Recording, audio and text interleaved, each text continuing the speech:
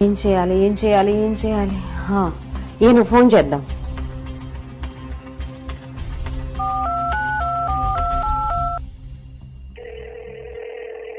చెప్పరా.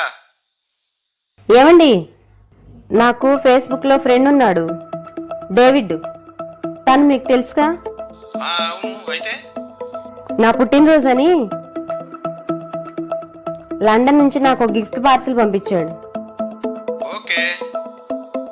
అది ఢిల్లీ ఎయిర్పోర్ట్కి వచ్చిందంట. ఓ